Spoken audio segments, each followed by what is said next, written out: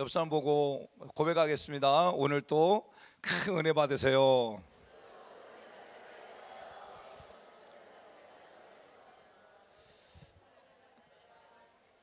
제가 우리 성도님들과 매일 예배 시간마다 고백하는 고백이 있습니다. 나는 주를 섬기는 것에 후회가 없습니다.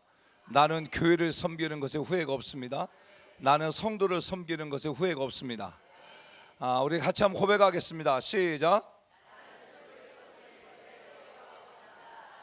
나는 교회를 섬기는 것에 후회가 없습니다. 나는 성도를 섬기는 것에 후회가 없습니다. 아멘. 이 고백이 우리 172차 성회를 참석하신 모든 분들의 평생의 고백이 되기를 예수님 축복합니다. 저도 전도하고 또 많은 사람을 만나다 보면 많은 사람들 가운데 그런 후회를 많이 해요. 목사님들 가운데도 내가 과거에 정말 성도를 열심히 섬기고 했는데 그 성도들이 마음 아프게 하고 그리고 교회를 떠나버리고 할 때 참 후회스럽다라는 그런 얘기를 듣기도 해요. 교회를 열심히 섬겼던 성도들도 시간이 지나서 교회를 안 나가면서 교회를 참 섬기는 것이 너무 후회가 됩니다 라고 말하는 그런 분들도 있어요. 그런데 정말 172차 성에 참석하신 모든 분들 평생에 하나님을 섬기고 교회를 섬기고 성도를 섬기는 것에 결코 후회가 없는, 또 후회되지 않는 그런 삶을 살아가기를 축복합니다. 우리의 힘으로 할 수 없어요. 우리의 능력으로 할 수 없고요. 성령 하나님의 인도하심과 성령 하나님의 우리를 이끄심 가운데 가능한 겁니다. 그래서 날마다 성령 하나님의 인도하심을 받고 삶을 살아가는 그런 자들 다들 축복합니다. 오늘 같이 은혜 받을 말씀은 마가복음 6장 1절에서 6절 말씀까지입니다. 우리 화면에 있는데 우리 같이 한번 한 목소리 합독하겠습니다. 시작. 예수께서 거기를 떠나사 고향으로 가시니 제자들도 따르지나 안식이 되어 회당에서 가르치시니 많은 사람이 듣고 놀라 이르되 이 사람이 어디서 이런 것을 얻었느냐, 이 사람이 받은 지혜와 그 손으로 이루어지는 이런 권능이 어찌 됨이냐, 이 사람이 마리아의 아들 목수가 아니냐, 야고보와 요셉과 유다와 시몬의 형제가 아니냐, 그의 누이들이 우리와 함께 여기 있지 아니하냐 하고 예수를 배척한지라. 예수께서 그들에게 이르시되 선지자가 자기 고향과 자기 친척과 자기 집 외에서는 존경을 받지 못함이 없느니라 하시며 거기서는 아무 권능도 행할 수 없어 다만 소수의 병자에게 안수하여 고치실 뿐이었고 그들이 믿지 않음을 이상히 여기셨더라. 이에 모든 촌에 돌아다니시며 가르치시더라. 아멘. 오늘 이 본문의 말씀은 우리가 좀 깊이 생각해야 될 그런 말씀이고, 이 본문 말씀을 통해서 우리들 가운데 있는 어떤 영적 사역의 잘못된 선입견을 뛰어넘는 그러한 시간이 되었으면 좋겠습니다. 오늘 본문은 예수님께서 거라사에서 광인을 악한 영을 쫓아내시고 그리고 사역을 하시다가 예수님께서 고향으로 가셨습니다. 그리고 안식이 되어져서 말씀을 전했어요. 그 말씀을 전했을 때 그 고향에서 하나님의 말씀을 들었던, 회당에서 말씀을 들었던 그 백성들이, 그 유대인들이 깜짝 놀랐어요. 깜짝 놀랐어요. 오늘 본문에 보면 두 가지에서 놀랐다고 말하고 있어요. 첫 번째는 그가 받은 지혜가 도대체 탁월하다, 정말 지혜가 탁월하다 라고 하는 것에 놀랐고, 두 번째는 그의 손으로 이루어지는 능력 때문에 놀랬던 거예요. 오늘 이와 같은 은혜가 172차 성에 참석하신 모든 분과 임하기를 축복합니다. 하나님, 여러분의 성도들이 또 여러분이 알고 있는 자들이 와 이번 당신 많이 변했어. 당신 말씀을 선포하는 그 말씀이 새로워졌어. 이렇게 그 받은 지혜에 놀라고. 할렐루야. 오늘 제가 아침에 일어나 가지고 나와서 그 차량 운행하기 위해서 서 있는데 어떤 목사님을 한번 만났어요. 목사님이 이 성에 3번 정도 참석하셨는데 제가 물어봤어요. 3번 참석하셨는데 무엇이 달라졌습니까? 라고 하니까 그 목사님 말씀하시더라고. 내가 많이 달라졌고 성도들이 너무너무 좋아한대요.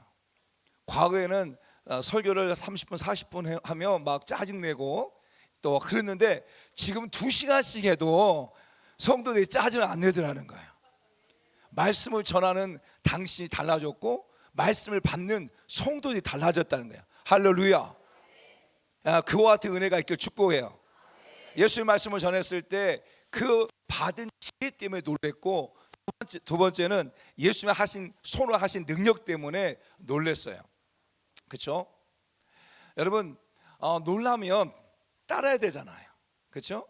받은 지가 크고 사모하면 그 말씀에 따르고 또 예수님이 하신 능력을 보고 따라야 되는데 그 회당에서 말씀을 들었던 자들은 따르지 않고 도리어 예수님을 배척했다고 그래요. 3절 보게 되어지면 3절 후반부를 보게 되면 예수님을 배척했더라라고 말하고 있어요. 다시 말한다면 넘어지게 했다는 거예요. 이거 이상하지 않으세요? 여러분 같으면 어떨 것 같으세요? 놀라운 하나님의 말씀이 선포되어져서 그 말씀이 막 은혜가 되고 그 말씀이 내게 능력이 되어지고 소망이 되어지고 힘이 되어지고 그 말씀을 들을 때마다 마음이 뜨거워지고 또 그 말씀과 더불어서 손을 하는 능력을 통해서 막 능력들이 나타나면 여러분 어떨 것 같아요? 따르게 되잖아요. 따르게 되잖아요. 왜 무더운 더운 이 여름날 왜 이곳에 와서 하나님의 은혜를 경험합니까? 이곳에 하나님의 능력이 있기 때문에 그래요. 이곳에 하나님의 말씀이 있기 때문에 또 말씀이 살아있기 때문에 또 그 말씀으로 따르는 표적이 있기 때문에 따르는 거예요. 저도 마찬가지고. 그런데 그 회당에서 말씀을 들었던 자들은 따르지 않고 배척했다는, 배척, 넘어지겠다는 예수님을. 여러분 예수님을 배척한 결과가 무엇입니까? 결과가 5절에서 말해주고 있어요. 5절에서 말합니다. 거기서는 아무 권능도 행할 수 없어 다만 소수의 병자에게 안수하여 고치실 뿐이었더라. 여러분 예수님께서 가시는 곳들마다 인산인해했습니다. 예수님이 가시는 곳들마다 많은 병든자와 각세 병든자들이 와가지고 다 치료를 받았습니다. 예수님께서 때로는 일일이 그들 가운데 안수하셔서 수많은 사람들을 치료하셨고 가는 곳들마다 많은 무리들이 따라서 예수를 만남으로 말미암아서 많은 기적을 경험했고 많은 치료를 경험했습니다. 근데 고향에서는 예수님이 아무 권능을 행할 수 없어 안수하여 소수의 병든 자만 고쳤다는 거예요. 이것이 예수님을 배척한, 예수님을 넘어지게 한 결과입니다. 결과.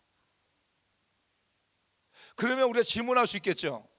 왜 고향에서 고향 회당에서 말씀을 듣는 사람들이 왜 예수님을 배척했을까? 왜 예수님을 넘어지게 했을까? 왜 예수를 믿지 않았을까?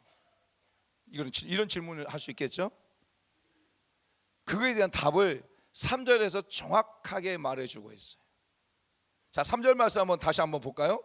시작. 이 사람이 마리아의 아들 목수가 아니냐?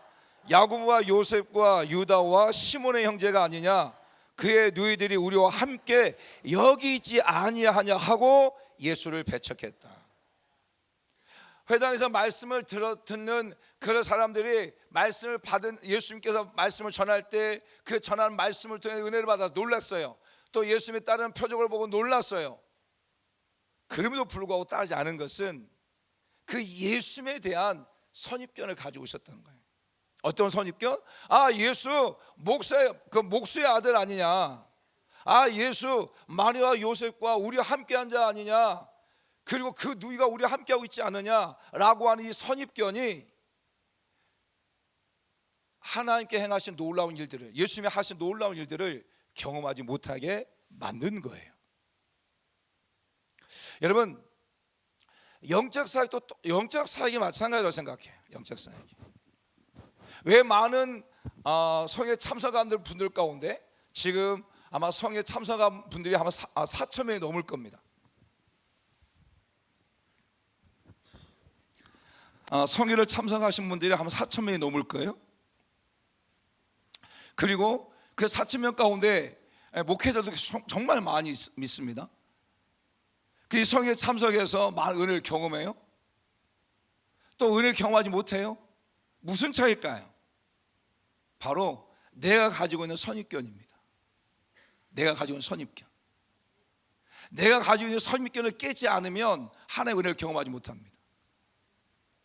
여러분이 가지고 있는 그 고정관념과 여러분이 가지고 있는 지식과 여러분이 가지고 있는 지금까지 가져왔던 그런 지식들이 깨지지 않으면 계속 하나님의 은혜, 하나님의 말씀과 나의 생각과 계속 충돌하기 때문에 은혜 받는 게 너무 힘들어요. 저도 그런 경험이 있어요. 제가 25차 2010년 9월 청에 와가지고 은혜를 받았어요. 정말 성령 하나의 강력한 임재를 경험했어요. 그리고 저는 그 누구보다도 성령 하나님의 임재를 사모하고 성령 하나님의 일하심을 정말 사모했어요. 그래서 2006년부터 2009년까지 한 4년 동안 한국에 있는 영성사역하는 곳들, 한국에 가서 기름 부심 받는 곳들, 이런 곳들을 많이 다녔어요. 그러면서 정말 목회를 99년도부터 목회를 해가지고 결론적으로는 내 힘으로 안 되더라는 거예요. 결론적으로 내 의지로 안 되더라는 거예요. 결론적으로 내 열심으로 안 되더라는 거예요. 그래가지고 결국 교회를 세우신 분도 하나님이시고 교회를 이끌어 가신 분도 하나님이시기 때문에 결국 교회가 되어지게 하시는 것은 성령님이시다. 내가 열심히 하지만 나의 열심보다 더 중요한 것은 성령 하나님께서 이끌어 가시고 성령 하나님 되어지게 하시는 게 중요하다. 그러면 성령의 충만을 받고 성령의 임재 가운데 사역을 해야 되겠다고 생각하고 정말 4년 동안요 한국에 있는 영성 사역하는 곳들이요 많이 다녔어요. 그래서 기름 부심 너무 많이 받았어요. 그럼에도 불구하고 교회에서 이렇게 폭발하지 않는 거예요. 그럴 때 2009년 12월 달에 하나님께 제 마음의 내적 음성으로 2010년도부터는 점프해가 되게 하겠다고 말씀하셨고 실제로 2010년도부터 교회가 점프하기 시작했고 그리고 2010년 9월 달에 25차 성에 와가지고 큰 은혜를 경험했어요. 너무너무 좋았어요. 우리 이종수 목사님 통해서 성령의 기름 부심 가운데 있을 때 그 기름 부심이 얼마나 신선하고 얼마나 달콤하고 얼마나 그 황홀한지 그 기분이 있었어요. 또 이종수 목사님 때는 말씀 가운데 큰 은혜를 경험했어요. 왜냐하면 이종수 목사님이 뉴칭, 새로운 티칭, 정말 성경 말씀이 그대로 이루어지는 그 티칭 너무 은혜가 됐어요. 근데 제 마음 가운데 계속 걸리는 것이 하나가 있었는데 그것이 바로 믿는 자 안에도 악한 영이 있다고 하는 것에 대한 질문이었던 거예요. 왜냐하면 그 전까지는 믿는 자 안에 악한 영이 있다고 하는 것을 생각지도 못했으니까 계속 내 안에서 역사하고 악한 영을 통해서 내가 계속 넘어지고 계속 공격을 당하고 있음에도 불구하고 그것을 알지도 못하고 대적할 수도 있는 힘도 없었던 거죠. 왜? 알지 못하니까 대적을 못하는 거예요. 그런데 성회 첫째 날 월요일 날 계속 우리 안에 악한 영이 있고 그 악한 영이 축사되어졌을 때 정말 삶의 좋은 열매들이 맺어진다고 하는 것들을 들으면서 제 마음 가운데 정말 인정하기 싫은 거예요. 왜? 내가 가지고 선입견 때문에 믿는 자 안에 악한 영이 없어라고 하는 그 선입견이 저를 갖다가 계속 가지고 있었기 때문에. 그런데 저녁에 사역을 하는데 제 옆에서 사역을 받는 목사님이 사역해 주시는 협력사역자님이 이분을 향해서 제사 받아먹은 악한 영을 나가라는 거예요. 제사 받아먹은 악한 영을 나가라고 이렇게 명령하는데 그 목사님 가운데 막 현상이 나타나는 거예요. 기침을 하고 막 구역질하고 하고 나가는 거예요. 그럴 때 제가 충격을 받았어요. 왜냐하면 저희 집이 안동김가고 저희 아버님이 삼도적자 외아들이세요. 그래서 1년에 12번 제사 지냈던 집안이에요. 저희 집이. 저희 아버님이요 제사장이에요. 제사장.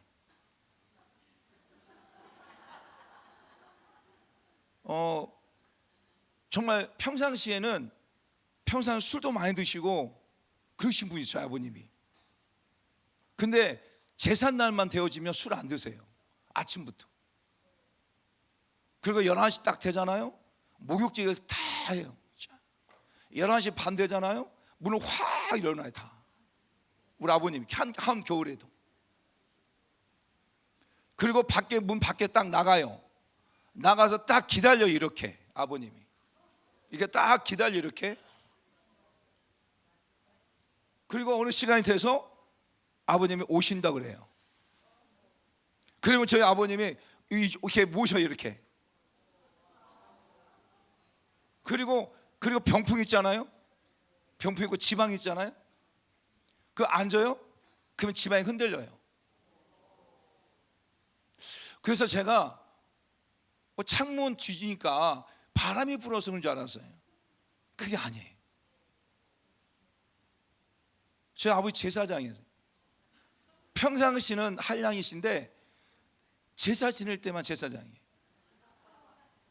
그렇게 제사를 지냈어요. 저희 집이.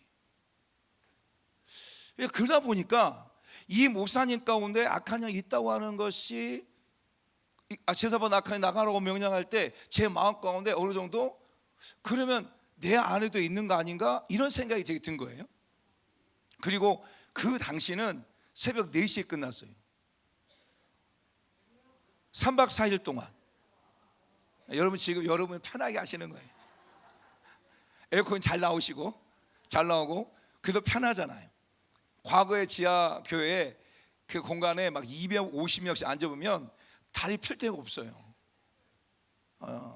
근데 그것도 새벽 3시, 제가 한 번은요 새벽 5시까지 한 적이 있어요. 하고 잠깐 쉬었다가 또 시작하고 뜨강하니까 그렇게 한 적도 있어요. 이렇게 말하면 요즘 이제 젊은 아이들이 말해요. 꼰대라고, 나때라고 말하면 안 된다고. 그래. 근데 그 당시 화요일 날 새벽 3시 넘어서 마지막 이제 협력사에 안수해 주는데 어떤 협력사님이 저한테 와가지고 가슴에 딱 손을 얹고 선포한 게 뭐였냐면 제사 받아 먹은 악한 영이었던 거예요. 그 협력사역자가 저를 몰라요. 그런데 저한테 와가지고 하나님께서 그 협력사역자에게 어떤 부분을 축사할 것을 말씀하셨던 것 같아요. 그래서 저한테 와가지고 가슴에 딱 손을 얹고 남자 협력사역자였는데 제사 받아 먹은 악한 영 나가라 명령하더라고요.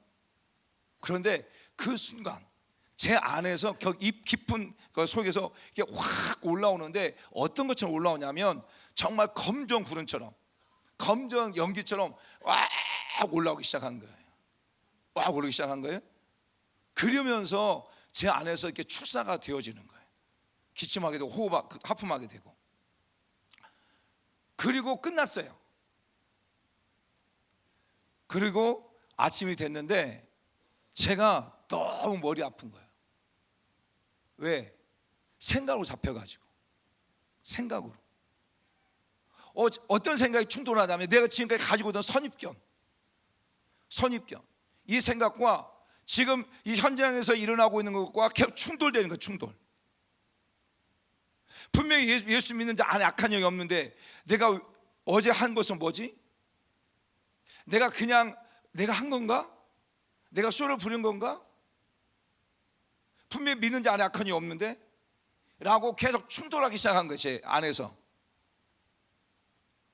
그래서 계속 머리가 아픈 거예요. 그래서 그냥 갈까? 제 마음 가운데 그냥 가자, 그런 마음도 막 들고. 그런데 이제 우리 함께 온 목사님이 좀 더 있다 가자. 근데 제가 정말 하나님의 은혜가 크고요, 성령의 기름 부으심이 강력하고 또 말씀이 너무너무 좋으니까 그래도 그 말씀을 더 들어야 되겠다 하고 버틴 거예요. 버틴 거. 그리고 점심 식사가 끝났고, 점심 식사가 끝나고 나면 협력사역자 시간, 사역 시간 있잖아요. 그 당시는 협력사역자들이 그때 당시는 티켓 줬죠. 티켓, 예언 티켓, 기름 부심 티켓, 또 축사 티켓 줬어요. 그러면 그걸 가지고 자기가 받기를 원하는 곳에 가가지고 그 은혜를 받는 거예요. 기름 부심 받는 거예요. 과거에. 그럼 제가 어디 갔겠어요? 축사 안 가요. 축사 안 갔죠. 저는 기름 부심 받으러 갔어요. 기름 받아 갔는데, 가서 기름 부심 받고 임재 가운데 있는데, 임재 가운데 있음에도 불구하고 계속 머리가 아픈 거예요. 근데 지금 같으면 왜 머리가 아픈 거에 대해서 이제 지금은 이해하고 머리가 아프면 사역을 하겠지만, 그때는 임재 가운데 있는데 계속 머리는 아픈 거예요. 그런데 제가 계속 기도하고 이제 아프고 임재 가운데 있으면서 머리가 아프고 있는데, 그 당시 지금 우리 기쁨의 교회 사역자이셨던 우리 여자 전도사님 계세요. 나이 드신 우리 전도사님 박 전도사님 계시는데, 그 전도사님이 제게 와가지고 여기다 딱 손을 이렇게 놓고 말한 게 있었어요. 그게 뭐냐면, 생각을 잡고 있는 악한 영 나가. 생각을 잡고 있는 악한 영 나가로 명령하더라고요. 그런데 그 순간 이 머리가 뻥 뚫리면서요, 그러면서 사역이 시작되기 시작한 거예요. 그리고 머리가 하나도 아프지 않게 시작하고, 머리가 맑아지게 되어지고, 그러니까 보니까 생각으로 공격을 받고 있었던 거예요, 제가. 그리고 난 다음부터 막 은혜가 임하기 시작하는데, 놀라운 하나님의 은혜가 임하게 되어지고, 그리고 그 순간부터 하나님께서 저에게 영적 감각을 더 열어주시고, 또 연의 기름을 부어주시고, 또 많은 하나님 일들을 행하게 하신 거죠. 제 개인적인 선입견이에요. 선입견. 오늘 이 172차 성회에 처음 참석하신 분들 가운데도 저와 같은 성격을 가지고 있는 분 계실 수 있고, 두 번 참석하고 세 번 참석했음에도 불구하고 저와 같은 선입견을 가지고 있어서 정말 하나님 주신 은혜를 갖다가 받지 못하고 계속 공격을 당하고, 마음으로 공격을 당하고, 생각을 공격을 당할 수 있는 분들이 있는 거예요. 여러분, 하나님의 은혜가 아무리 쏟아져도요, 내가 마음을 닫고 있으면 그 은혜 못 받습니다. 비가 억수같이 내려요. 정말 비가 정말 폭포수같이 쏟아져요. 그런데 그 바켓을 갖다가 덮어놓으면 그 비 하나도 못 받습니다. 못 받아요. 내가 가지고 있는 선입견을 갖다가 깨트리지 않으면 여러분들이 앉아 있고 있는 것 자체가 괴로움이에요. 말씀 은혜를 받겠죠. 기름 부심 받겠죠. 그런데 계속 이 영적인 부분에 대해서 계속 부딪히기 때문에 혼란이 오고, 그래서 한 번 왔다가 안 오신 분도 많아요. 정말 많아요, 여러분. 저는 172차 성회에 참석하신, 또 처음 참석하신 여러분들이 열배 가지고 성령의 깨짐으로 말미암아서 계속 참석하고 더 성령과 능력을 덧입는 그런 자가 되기를 원합니다. 능력이 올 수 있는 자가 되기를 원합니다.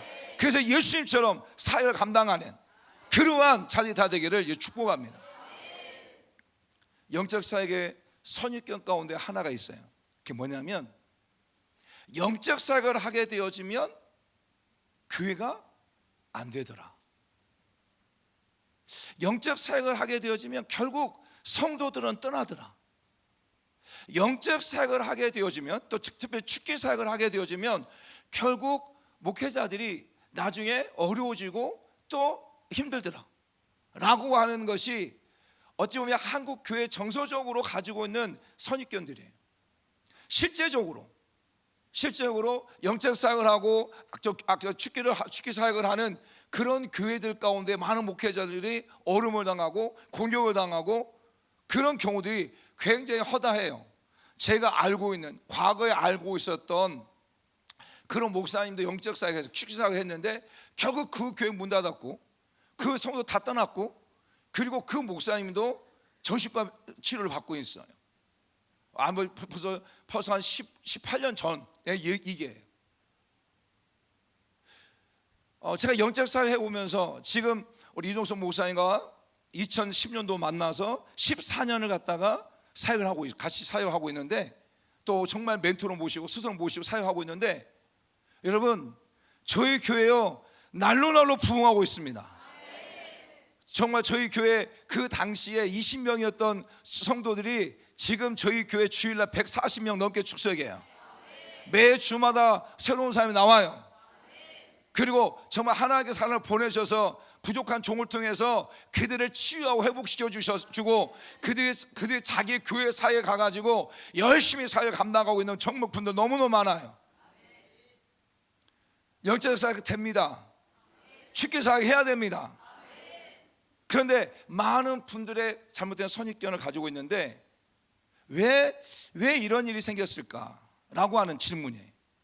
그래서 제가 14년 정도 사역을 해오면서 왜 그런 현상들이 나타났을까에 대한 부분을 갖다가 계속 고민하고 또 계속 생각하고 했던 것에 대한 결론이에요. 결론. 제가 어떻게 보면 14년 동안 계속 고민했던 부분에 대한 결론들이에요. 첫 번째로, 이론보다도 현상을 쫓아가면 문제가 생깁니다. 이론보다도 현상을 쫓아가면 문제가 생겨요. 여러분, 현상이라고 하는 게 너무너무 중요해요. 표적과 기사와 이적이라고 하는 이 현상이라고 하는 건 너무너무 중요해요. 근데 이 현상보다도, 이론보다도 이 현상에 쫓아가면, 말씀보다도 그냥 되어지는 그 현상에 쫓아가게 되어지면 결국 무너지게 됩니다. 결국. 여러분, 현상이 중요한 이유가 있어요. 현상이 왜 중요하냐면 세 가지가 있어요. 첫 번째는 하나님의 살아계심을 증명해 주는 게 뭐냐면 현상이에요. 표적과 기사와 이적이에요. 예수 믿지 않는 많은 사람들이 우리에게 물어봐요. 야, 하나님의 살아계실 수 있으면 보여줘. 나 보여줘 믿을게. 표적을 구해요. 신앙생활 하면서도 많은 성도들 가운데 정말 하나님의 살아계십니까? 정말 하나님의 살아계시면 나 좀 보여주세요. 하나님의 살아계시면 나 좀 만나주세요. 나에게도 표적을 보여주세요. 이렇게 기도하고 이렇게 애통해하는 성도들 너무너무 많아요. 그런 자들 가운데 표적과 기사와 이적, 이런 현상들은요, 하나님의 살아계심을 증명하는 놀라운 도구예요.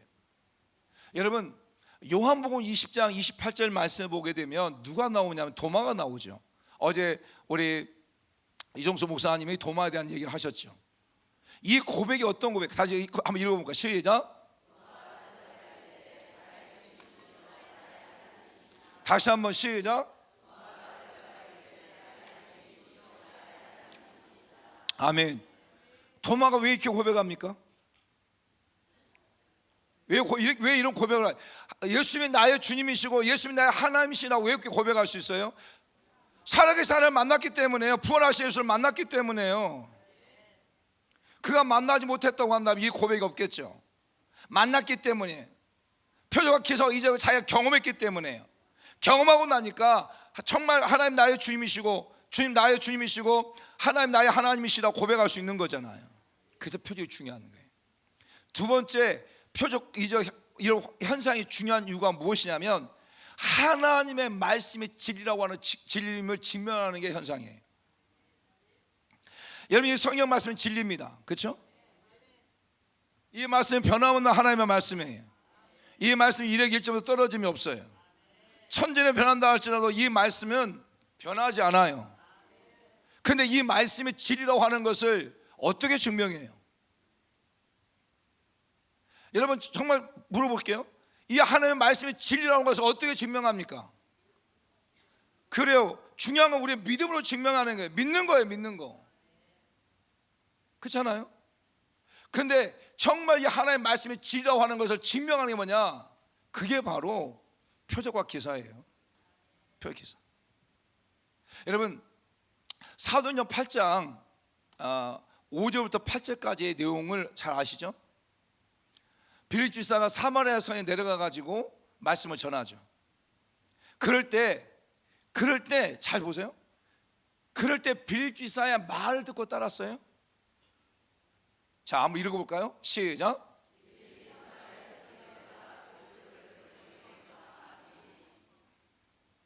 계속 6절.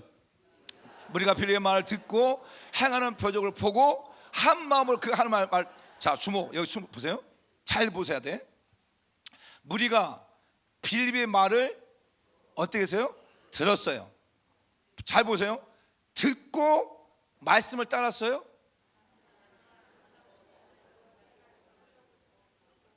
듣고 말씀을 따른 게 아니에요. 듣고 행하는 표적을 보고 봤어.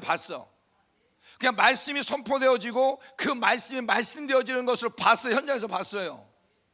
보고 이 말씀이 정말 진리구나, 이 말씀이 변함없는 진리구나 하고 한 마음으로 그가 하는 말을 따른 거예요. 말을. 그렇죠? 그러면 빌립 집사가 행하는 표적이 뭐예요? 표적. 그 표적이 7절에서 말해주고 있어요. 자, 시작. 더러운 귀신들이 크게 소리 지르며 나가고 또 많은 중풍병자와 못 끊는 사람이 나았다. 할렐루야, 할렐루야. 정말 172차 성에 참석하신 모든 분들 가운데 여러분을 통해서 이와 같은 역사인을 축복합니다. 여러분의 가정, 여러분의 교회 가운데 이와 같은 역사인을 축복합니다. 특별히 목사님들 가운데 말씀이 선포되어지고 다른 표적을 통해서 많은 사람들이 딸을 축복합니다. 축복합니다.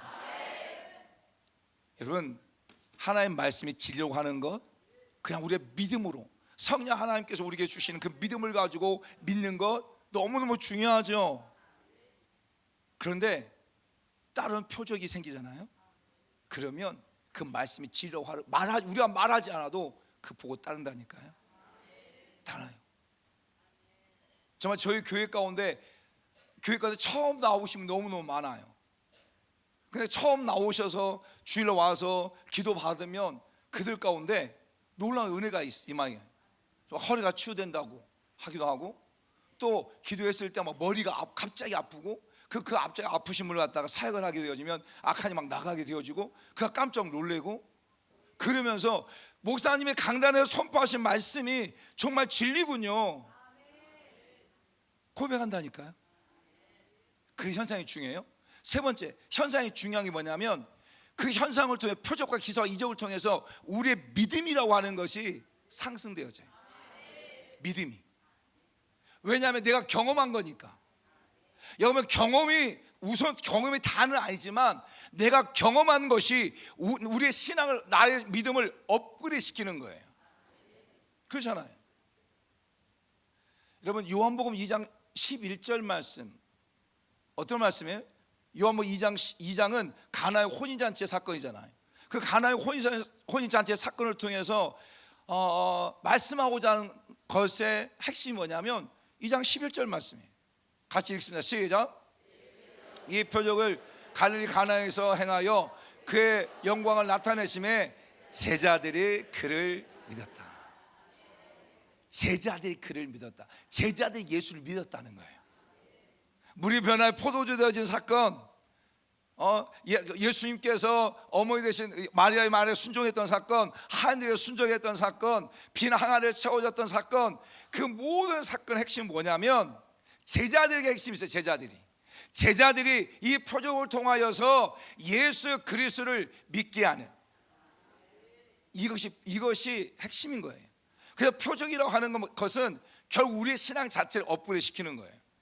여러분, 이곳에 와가지고 은혜를 경험하고 여러분 가운데 계속 표적이 나타나고, 또 여러분이 교회 가가지고 성도들께 기도했을 때 성도들 가운데 많은 표적과 기사와 이적이 나타나면 여러분 어때요? 목사님 어떠십니까? 믿음이 생기는 거예요. 믿음이. 어떤 믿음? 영적 사역을 해야겠다는 믿음이 생기는 거예요. 영적 사역을 해야 되겠다고 해야 되는 믿음이 생기는 거예요. 그래서 현상이 너무 중요해요. 그런데 이론보다도, 하나님의 말씀보다도 현상을 계속 쫓아가 버리면 어려움이 생겨요. 여러분, 이론을 기초라고 말하는 기초, 현상을 그 기초에 건물을 쌓는 거라고 생각해 보세요. 기초가 튼튼하면 그곳에 건물을 뭐 100층까지 세울 수 있겠죠. 근데 기초가 약해. 기초는 1층밖에 세울 수밖에 없는 기초야. 근데 거기다가 5층의 건물 올려봐요. 그러면 더 중요한 뭐냐면 기초는 약한데 거기에 건물을 갖다가 올리면 올릴수록 주변 사람들의 피가 엄청나게 큽니다. 엄청나게 커요. 그래서 우리 특히 목사님들은 이론적으로 계속 가르쳐야 됩니다. 영적 이론을 계속 가르쳐야 돼.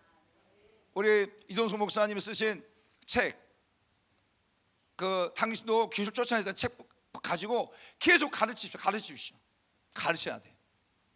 말씀을 가르치셔야 돼. 여러분, 제가 2006년도부터 2009년까지 영적 사역 한국 많이 다녔는데 가서 후회했던 게 뭐냐면, 후회보다는 안타까운 게 뭐냐면 정말 말씀을 영적으로 잘 가르치지 않아요. 그런데 2010년도 9월달에 왔을 때 정말 그 목사님 말씀의 가르침에 너무 귀한 거예요. 너무 성경적으로 가르치고 또 그 성경에서 벗어나지 않으려고 애쓰시고, 영적 세계는 다 믿음의 원리야. 믿으면 다 될 수 있는 원리들이 영적 원리는. 그런데 그 영적 믿음의 원리보다도 더 하나님의 말씀에 근거해서 넘어서지 않으려고 하는 그 몸부림을 제가 봤거든요. 그게 너무 귀하다.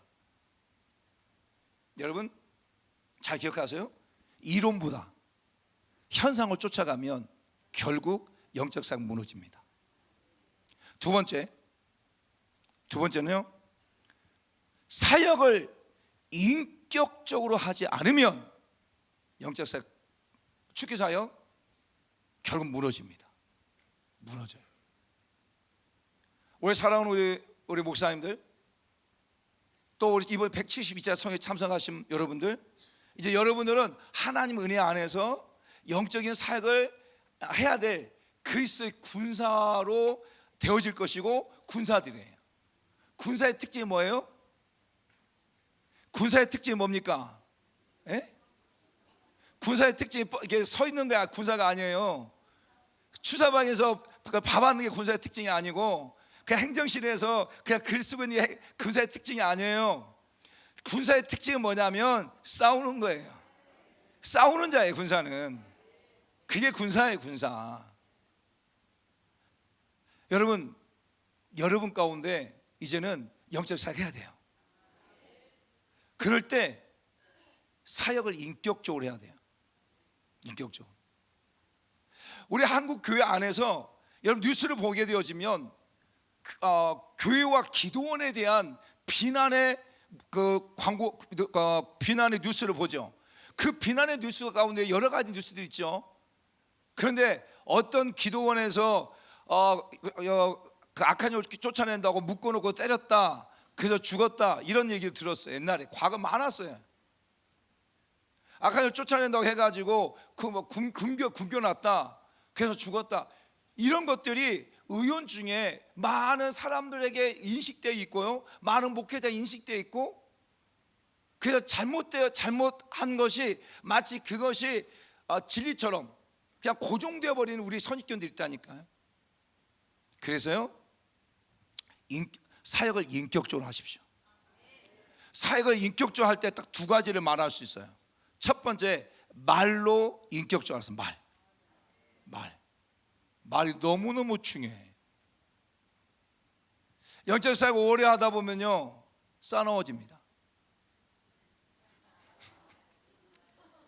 그냥 싸나워져요. 왜냐하면 기도하면서 계속 나와 굉장히 거칠어지고 싸나워져요.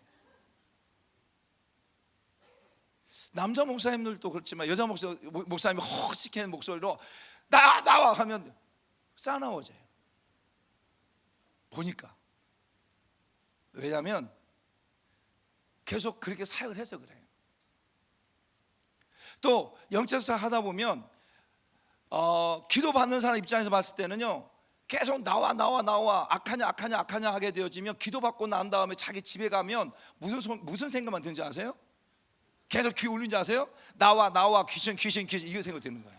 이거 사실이에요. 사실. 그래서 말을 인격적으로 한다고 하는 게 뭐냐면, 여러분 사역을 할 때 꼭 이 말 표현하세요. 이분은 하나님의 사람이다. 이분은 하나님의 존귀한 자다. 이분은 하나님의 보배다. 이건 하나님의 작품이다.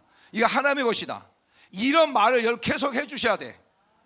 그래서 사역을 받고 난 다음에 집에 갔을 때, 내가 하나님의 사람이구나, 내가 존귀한 자구나, 내가 보배구나 라고 하는 것이 계속 인식될 수 있도록.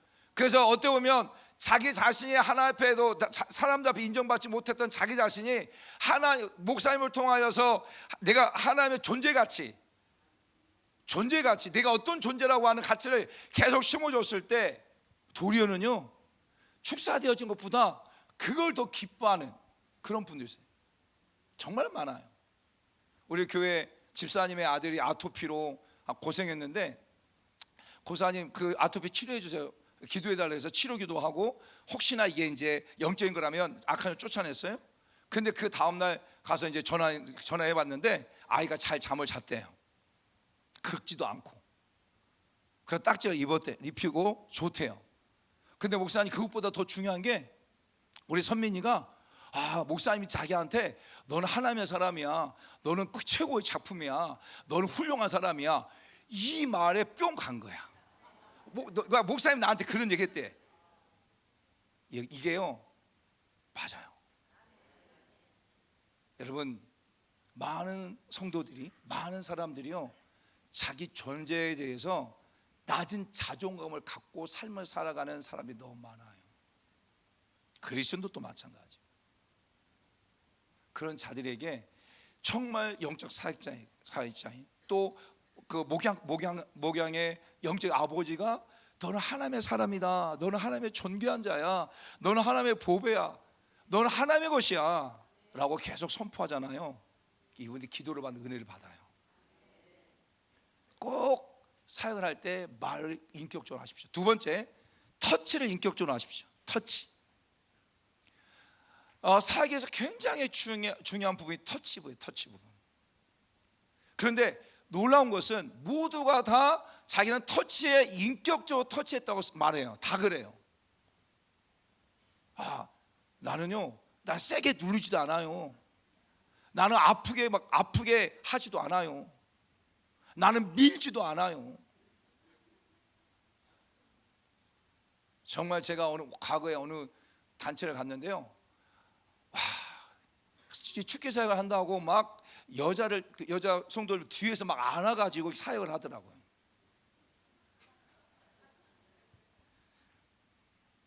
그래서 제가 그런 과거의 그런 모습들을 보면서 이건 아니지 않냐. 그래서 터치를 인격적으로 한다고 하는 기준이 뭐냐면, 자기 주관적인 기준이 아니에요, 여러분. 자기 주관적인 기준 아니야. 자기가 주관적으로는 다 인격적으로 한다니까요. 여러분 정말 신경 쓰셔야 돼요. 터치는 앞으로 가면 갈수록 신경 쓰셔야 돼. 조금 사역 잘못하고 터치 잘못했다가 성추행으로 고소당할 수 있어요. 그런 사건들이 있다니까요. 정말이에요, 여러분. 조심해야 돼요. 그래서 정말 저는 터치적인 부분 너무너무 조심해야 해요. 조심히. 그런데 터치를 인격적으로 한다고 하는 기준이 뭐냐면, 제3자가 볼 때를 말하는 거예요. 제3자가 봤을 때, 그냥 평상적인 사람이 봤을 때, 그냥 예수 믿지 않는 사람이 봤을 때도 저렇게 저 정도는 기도해 줄 수 있겠지라고 하는 게 인격적으로 하는 거다니까요. 무슨 말 아시겠어요? 근데 결국 사역을 하다 보니까 터치적인 부분이 잘못되어져서 사역이 중단되는 경우도 또 많아요. 그래서 특별 영적 사역을 할 때, 특별 축기 사역을 할 때는 열심으로 하는 게 아니고 이성적으로 하는 거예요. 내 열심으로 하는 게 아니라, 내 열심으로 하다 보면 열심히 특심이 되어져서 정말 그 안에 약한 드러나니까 어떻게 쫓아내려고 하다 보니까 본의 아니게 나는 의도하지 않지만 이게 터치가 되어버릴 수 있어요. 근데 그 터치 되어진 것 때문에 옆에서 보는 사람이 그것 때문에 브레이크를 걸 수도 있어요. 그래서 특별히 영적 사역할 때, 축기 사역할 때는 나의 열정이 아니라 이성을 가지고 계속 성령 하나님의 인도하심 가운데 사역을 하는 거예요. 아멘. 터치가 정말 중요하다. 세 번째, 제가 영적 사역을 쭉 지금까지 해오면서 얻은 결론이 뭐냐면, 새 신자가 들어오지 않으면, 전도돼 가지고 새 신자들이 들어오지 않으면 영적 사역 하다가 중간에 포기합니다. 못합니다. 그렇잖아요. 안 그래요? 성도님들 10분 모시고 신앙 사역을 하는데 10분 모시고 10년 동안 영적 사역 해보세요. 10년 동안. 근데 영적 사역하면 10년 동안 훈련시켜가지고 그들을 갖다가 사역자로 세워가지고 함께 막 열방을 다니면서 또 교회를 다니면서 사역을 하면 그건 괜찮아요. 할 수 있어요. 근데 일반 목회를 하면서 그렇게 사역을 하면 결국 목회자 스스로도요 중단하게 됩니다. 제가 지금 14년 사역을 하면서 제가 알고 있는 많은 분들, 여기 치유소를 거쳐갔던 많은 분들 가운데 처음에는 많은 은혜가 있었고 막 되어졌고 또 놀라운 역사 있었고 했는데 전도가 안 되니까 새로운 사람이 교회 안 오지 않으니까 하다가 에너지 떨어지는 거예요. 그러면 와가지고 막 은혜를 받고 또 성에 와가지고 나 기도를 받고 재충전을 받고 해야 되는데 한 번 안 오고 두 번 안 오고 하면 점점 더 떨어져서 이제 사역을 내오는 분들 많아요. 실상을 얘기하는 거예요. 실상을. 그래서 정말 여러분들이 전도해야 됩니다. 전도해야 돼요. 정말 영혼을 살리기 위해서 하나님 주신 마음을 가지고 영혼을 살리는 것, 그 하나님 너무너무 기뻐하는 일이죠.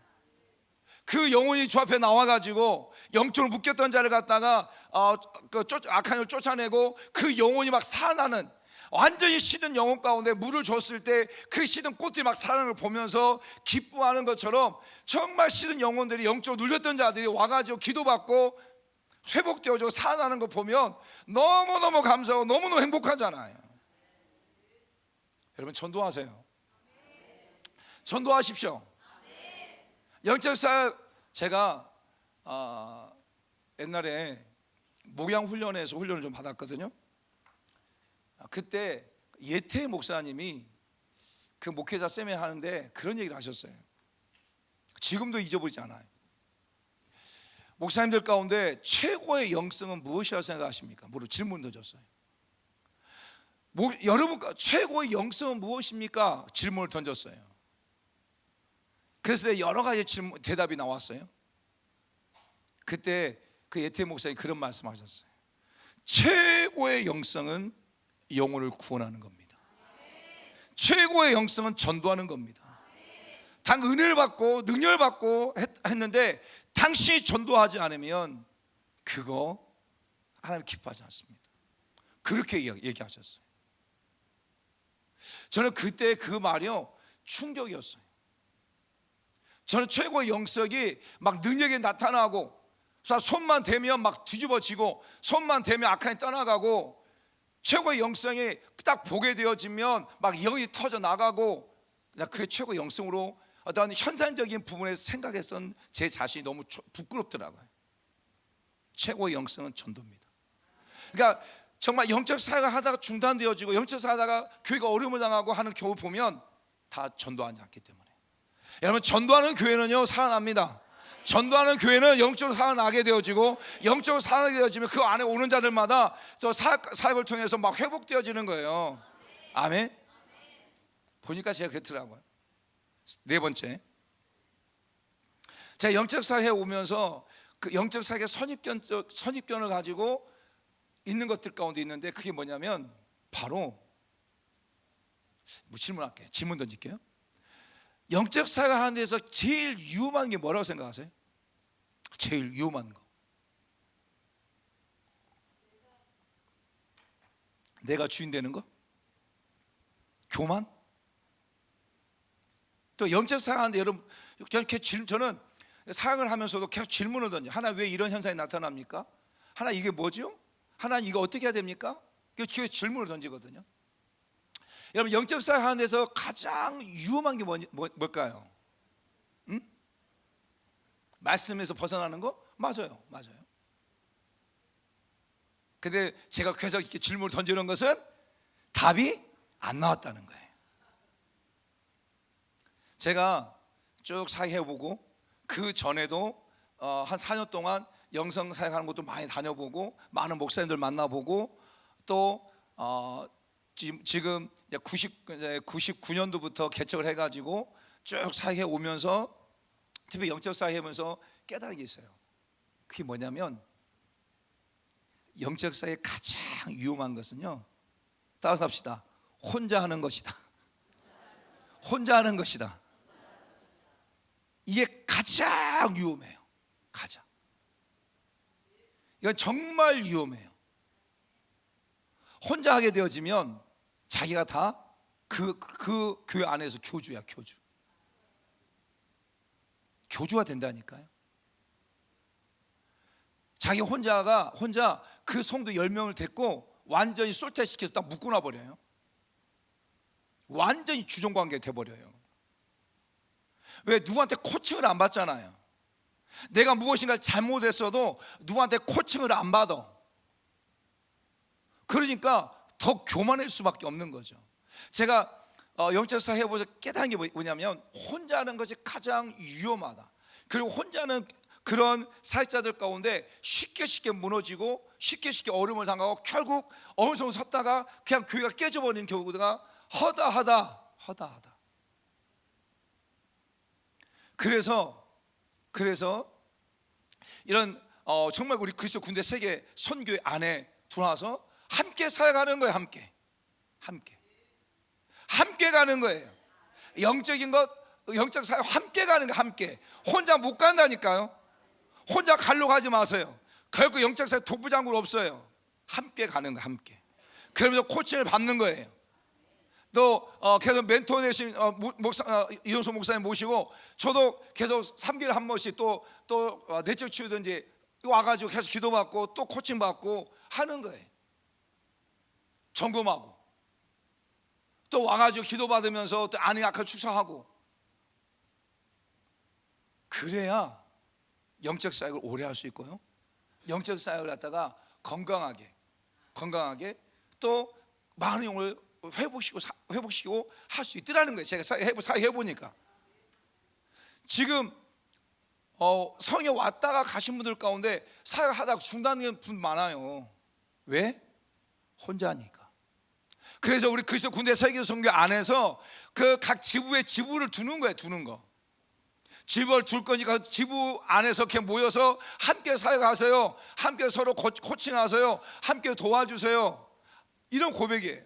또 그러다가 이런 치유성이 와가지고 또 함께 은혜 받고 함께 점검하고 내가 지금 잘 가고 있는가 가고 있지 않는가를 점검하고. 굉장히 중요한 거예요.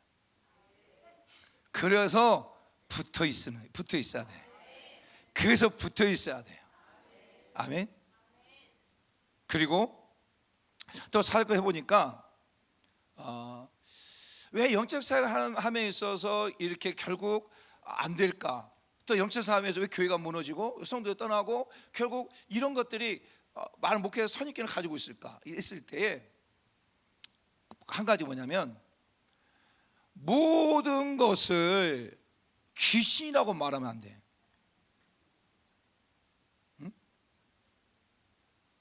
어떤 그 원론적으로는 마찬가지. 원론적으로는 맞죠. 원론적으로는. 그런데 모든 것을 귀신하게 되어지면 결국 그것에 잡히더라고요. 보니까 한 예를 들자면 어떤 성도가 아파서 왔어요. 아파서 왔어요. 그러면 여러분 어떻게 해요? 아파서 왔어. 이거 악한 영이 한 거야, 귀신이 한 거야, 내가 축사해 줄게, 이렇게 할 수 있겠죠. 어떤 문제가 자식에게 문제가 생겼어. 그 귀신이야, 사탄이 그 귀신이 한 거야, 내가 기도해 이렇게 축사해 줄게. 이게 교회 안에서 교회 안에서 이게 유익한가라고 하는 질문을 던져야 돼. 그런데 모든 것이 귀신의 역사라고 원론적으로 맞아요.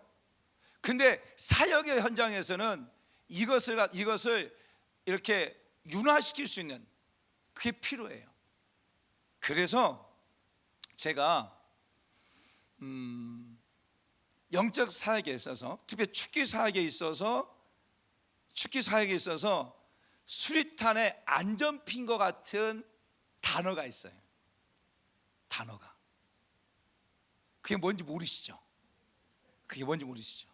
여러분, 수리탄을 가지고 안전핀을 빼가지고 던지면 터지잖아요. 근데 그 수리탄을 할지라도 안전핀을 꽂아놓으면 안 터지잖아요. 저는 축기 사역을 하면서 마치 수리탄의 안전핀과 같은 단어가 있다. 단어가.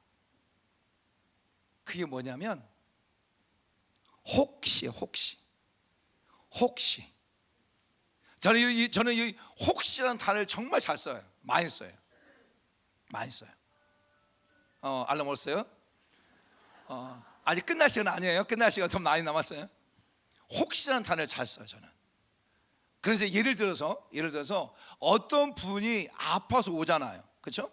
아파서 와요? 그러면 먼저 얘기를 나누죠.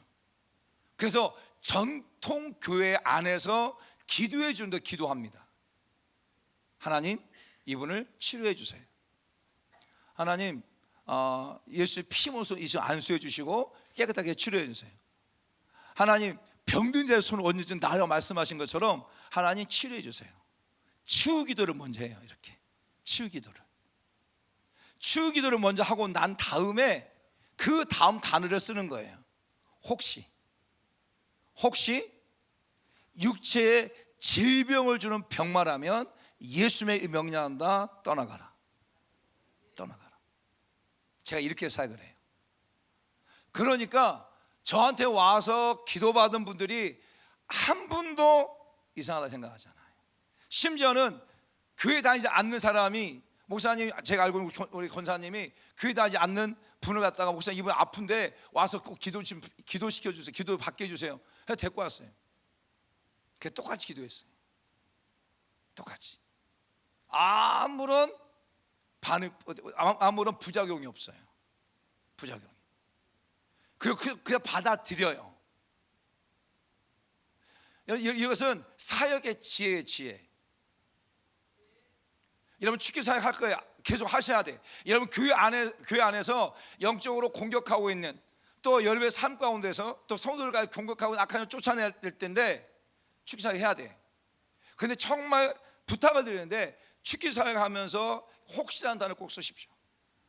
그러면 그것이 여러분을 안전하게 지킵니다. 그리고 그것이 여러분의 사역을 안전하게 지킵니다. 안전하게. 이럴 수도 있겠죠. 기도해 줬는데 갑자기 막 현상이 나타나고 갑자기 막 취조가 되어지고 그러면 그냥 사역하면 되겠죠. 그런데 이제 교회 나온 지 얼마 안 돼가지고 목사님 기도로 왔는데 그냥 다 귀신이야. 너 지금 귀신이 장난치고 있는 거야.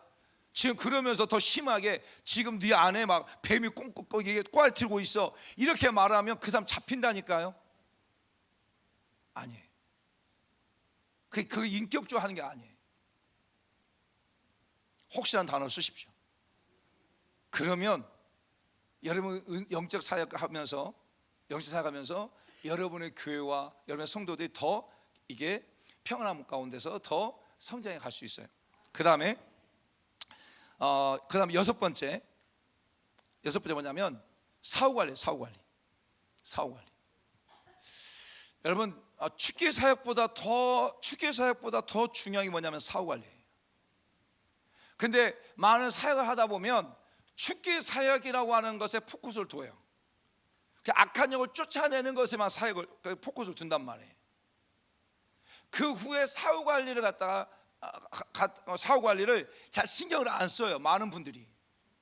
그러면 어려움을 당해요. 보니까 여러분, 축기 사역을 수술이라 영적 수술이라 말할 수 있다면 사후 관리를 갖다가 회복이라고 말할 수 있어요. 보세요. 수술이 크면 클수록 회복의 시간은 길어집니다. 그렇죠? 예를 들어서 내가 여기 찢어졌어요. 여기 찢어져 가지고 여기에 네 발을 꼬맸어. 내 꼬맸으니까, 나 이 수술했으니까 나 이것 때문에 한 달 동안 나 회복해야 돼요. 이런 사람 있어요? 이런 사람 있어요? 없어요. 이런 사람 없다니까요. 그런데 큰 수술을 했어. 막 16주 나오는 그런 전 진단이 나오는 수술을 했어요. 그러면 그만큼 회복의 시간이 있어야 돼요. 그렇죠? 마찬가지예요, 여러분. 영적 사역 하다 보면 계속 축사 사역에 거기에 올인해요.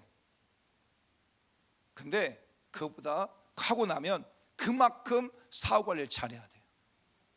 사후 관리를 갖다가 제가 볼 때 세 가지 정도 하면 돼요. 첫 번은 말씀이에요. 말씀. 계속 말씀 읽게 하고, 말씀 듣게 하고, 그냥 말씀을 쓰게 하고, 그리고 말씀을 계속 훈련시키고. 왜? 말씀은 양식이니까, 영의 양식이니까 계속 영의 양식을 먹게 해야 돼요. 두 번째는 기도예요. 계속 기도하게 해야 돼.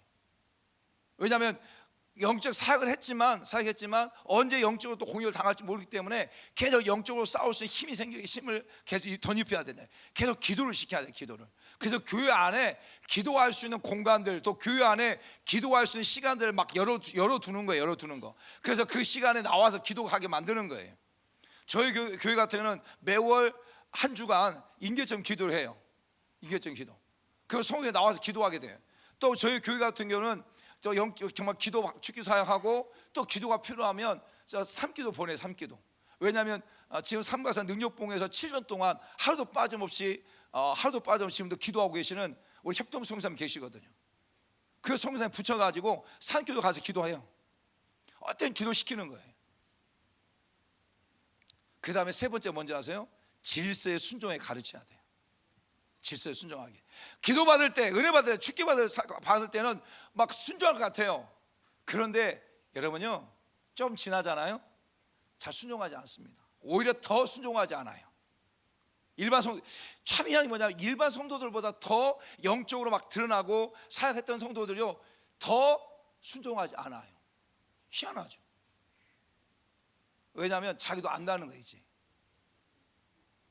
자기도 이제 영적으로 알고 영적으로 느낀다는 거예요. 자기가 할 수 있다는 거예요. 그래서 교회가 깨져버리고 앞으로 나가는 경우가 너무너무 많아요. 그래서 여러분들 할 때요, 철저하게 질서의 순종을 계속 가르치는 거예요. 그래야 교회 안에 질서가 세워지는 거예요. 교회 안에 질서가 깨져버리면 결국 교회가 무너지는 거예요. 내가 와가지고 은혜 받고 축식이 받고 막 은사가, 좀 영적인 은사가 나타나고 해도 교회 안에 질서의 순종에 가르쳐야 돼요. 먼저 와 있는 선임, 그 성도들과의 그 관계, 좋은 관계 가운데 질서의 순종을 좀 가르쳐야 돼. 이게 안 되면 교회 안에 깨지기 시작하는 거예요. 서로 교회 성도들까지 갈라지게 하고, 그 갈라지는 틈을 타고 영적 사단에 돌아가지고 삶을 무너뜨린다니까요. 교회를 무너뜨리고. 여러분, 이게 사실이에요, 사실. 그래서 그거에 대해서 굉장히 고민하고 또 주의 깊게 봐야 될 이유가 거기 있는 거예요. 자, 그리고 마지막으로 제가 이종수 목사님 만나고 난 다음에 목사님부터 배운 거예요. 배우고 난 다음에 지금 2010년 그때부터 지금까지 한 번도 빠진 적이 없고요. 새벽 예배마다 기도하고요. 제가 어디 집회 갈 때마다 기도하고, 또 제가 우리 교회 예배 시간 앞두고 계속 기도하고, 또 제가 영적 사역을 하기 전에 기도하는 기도가 있어요.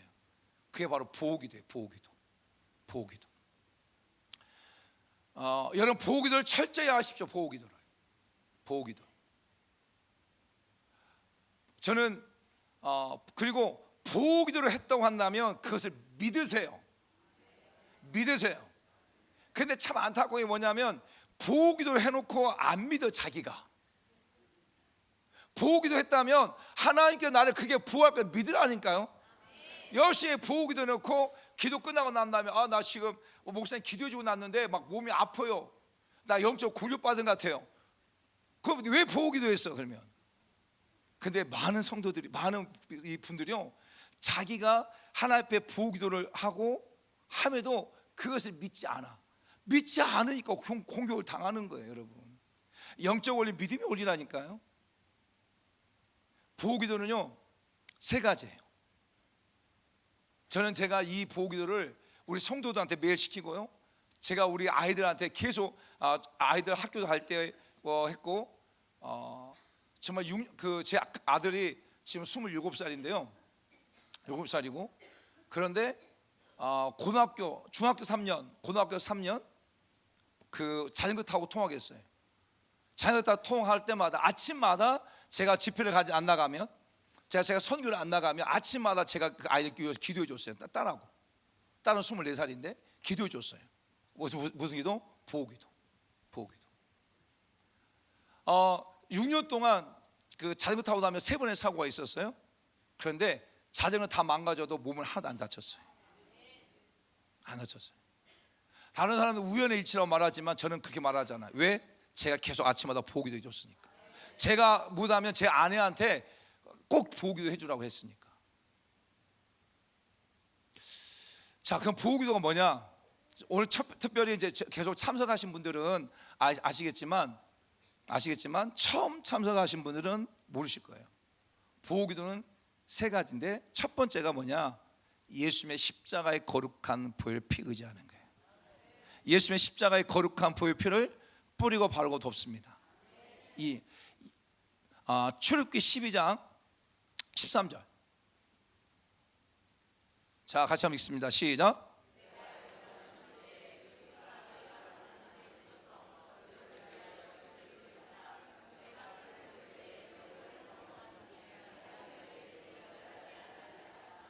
아멘.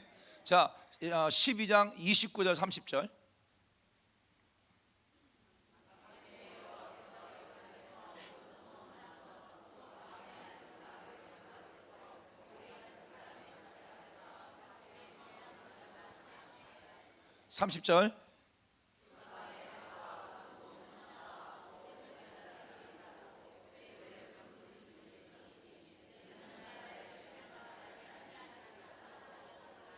아멘.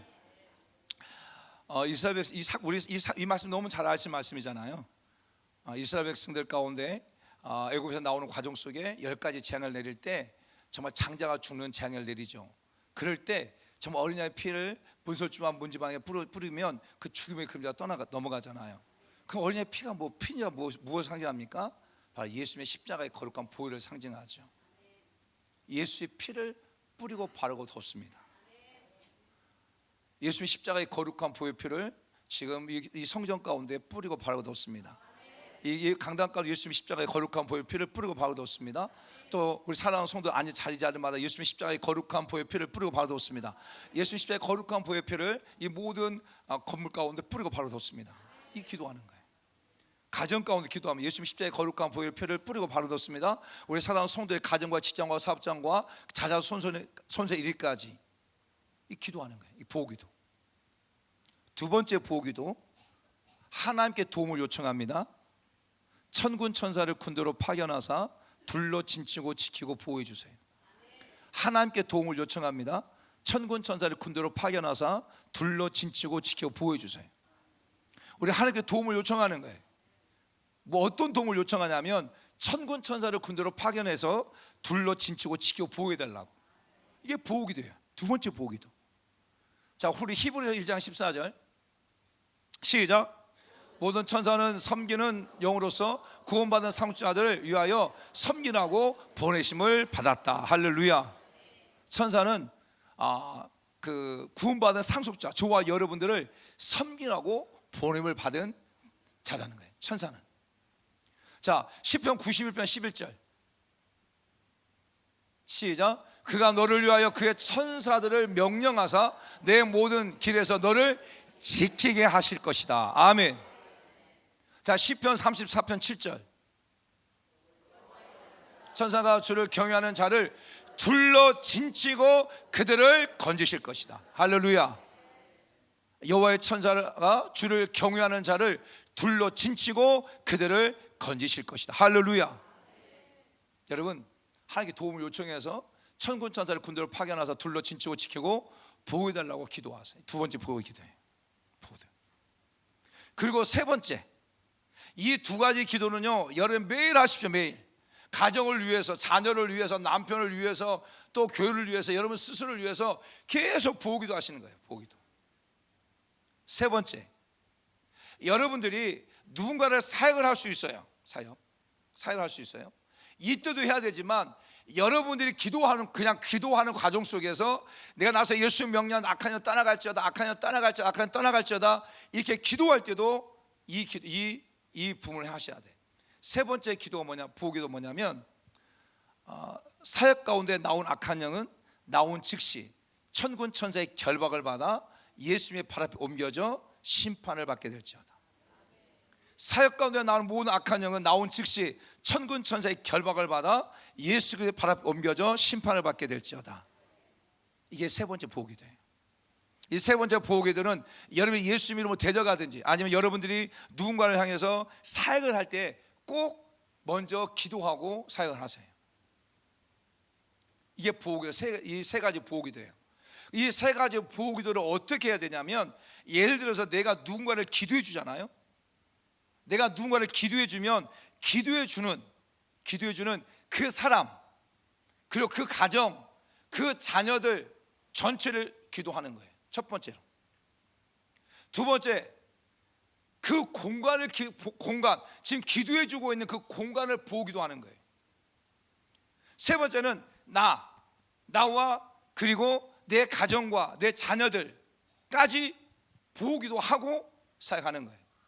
제가 5월 말부터 6월 초까지 2주 동안 저희 교회 성도들 20명을 사역했어요. 20명을 상담하고 사역하고, 한 사람당 2시간씩, 한 사람당 2시간씩 사역했어요.